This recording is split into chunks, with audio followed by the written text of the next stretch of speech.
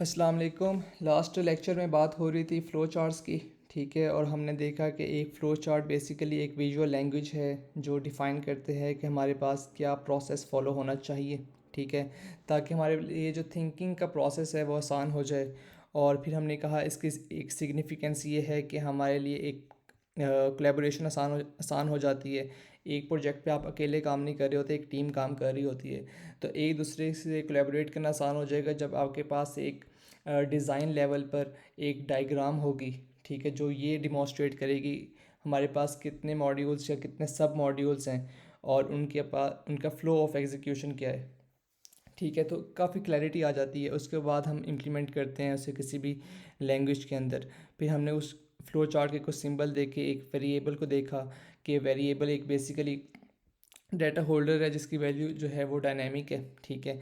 अगर आपने 10 value sign की है एक वेरिएबल को, आप इसे 20 कर सकते हैं अगले स्टेप में, इट्स क्वाइट पॉसिबल। तो वेरिएबल का मतलब ही ये है कि इसमें वेरिएशन पॉसिबल है, ठीक है। फिर हमने कहा कि अगर हमने अरिथमेटिक ऑपरेटर्स अप्लाई करने हैं तो हम कर सकते हैं। दो वेरिएबल्स हैं, दोनों की वैल्यू मैंने साइन की है by using the assignment operator, ठीक है। और दोनों को सम करें, एक और थर्ड वेरिएबल के अंदर आप वैल्यू असाइन कर सकते हैं बाय यूजिंग असाइनमेंट ऑपरेटर। तो जो राइट हैंड साइड है वो पहले एग्जीक्यूट होती है। इस एक्सप्रेशन का जो रिज़ल्ट है वो एक थर्ड वेरिएबल जो सम के नाम से है उसको वैल्यू असाइन हो जाएगी, ठीक है। इसी तरह आप डिफरेंस ले सकते हैं, मल्टीप्लाई कर सकते हैं। जब आप डिवीजन करेंगे तो जो 10 डिवाइडेड बाय 6 जो कोशेंट है वो 1 आएगा और जो 1 है वो इस वेरिएबल को असाइन हो जाएगा, ठीक है। अगर मैं चाहता हूँ कि मुझे कोशेंट नहीं चाहिए, जो रिमाइंडर वैल्यू आई है मुझे वो चाहिए, तो I will use the modulus operator, ठीक है। दोनों केसेस में डिवीजन ही हुई है। डिवीजन हमें कोशेंट देता है और मॉडुलस हमें रिमाइंडर देता है। यहाँ तक हम पहुँचे थे और आज एक एग्जांपल देखते हैं। और टास्क हमारे पास ये है कि हमने दो नंबर्स का सम लेना है, आसान है काफ़ी। और दूसरा हमारे पास टास्क ये है कि हमने एरिया और पेरीमीटर फाइंड आउट करना है एक रेक्टेंगल का। इसको स्टेप बाय स्टेप देखते हैं। उससे पहले रिवीजन है, फ्लो चार्ट के कुछ सिंबल्स थे। स्टार्ट और एंड के लिए हमने सर्कल यूज़ किया या ओवल यूज़ किया, ठीक है। और इनपुट आउटपुट के लिए हमने पैरेललोग्राम यूज़ किया। और प्रोसेस या बिजनेस लॉजिक को डिफ़ाइन करने के लिए हमने रेक्टेंगल यूज़ किया। और जो हमारे पास एग्जीक्यूशन के स्टेप्स हैं उसका जो सीक्वेंस बताने के लिए हमने एरो यूज़ करेंगे। तो एग्जांपल आपके सामने, ठीक है। हमने दो नंबर्स का सम फाइंड आउट करना है, तो first of all I have to initiate the process, ठीक है। उसके बाद एक वेरिएबल है ए और उसको मैंने इनपुट लिया है फ्रॉम द यूज़र, ठीक है। यूज़र बताएगा कि ए की वैल्यू क्या होगी और फिर यूज़र बताएगा कि बी की वैल्यू क्या होगी। ये वो दो नंबर्स हैं जिसको मैंने सम करना था। फिर थर्ड स्टेप में देखा मैंने रेक्टेंगल यूज़ किया है क्योंकि ये एक बिजनेस लॉजिक है, ठीक है, एक फार्मूला है, एक इक्वेशन है। ये पैरेललोग्राम में नहीं आएगा। पैरेललोग्राम हमने यूज़ किया था इनपुट लेने के लिए। जो भी सम की वैल्यू आएगी, ठीक है, वो हम अगले स्टेप में डिस्प्ले कर देंगे, ठीक है।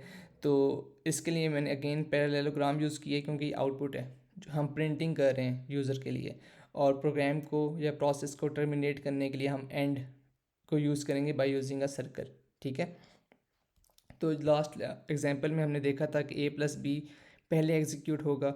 जो भी ए प्लस बी की वैल्यू है वो असाइन हो जाएगी सम को, ठीक है। और सम जो है वो अगले स्टेप में प्रिंट हो रहा है। So I think it's very easy, बहुत ही सिंपल सी एग्जांपल है। अगली एग्जांपल भी आपके सामने है और ये स्लाइड्स आपको गिवन होंगी, ठीक है। आप कोर्स रिसोर्स में जाएँ तो आप ये डाउनलोड कर सकते हैं।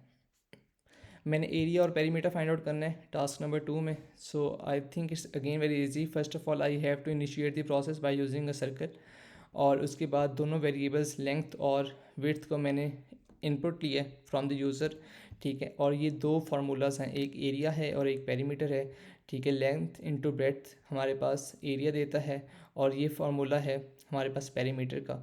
तो ये दो वेरिएबल्स एरिया और पेरीमीटर असाइन हो जाएंगे, ठीक है, जो भी इनकी वैल्यूज़ राइट हैंड साइड से कंप्यूट हुई हैं, ठीक है।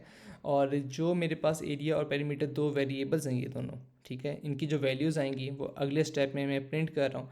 और प्रिंटिंग के लिए अगेन मैंने पैरेललोग्राम यूज़ किया है।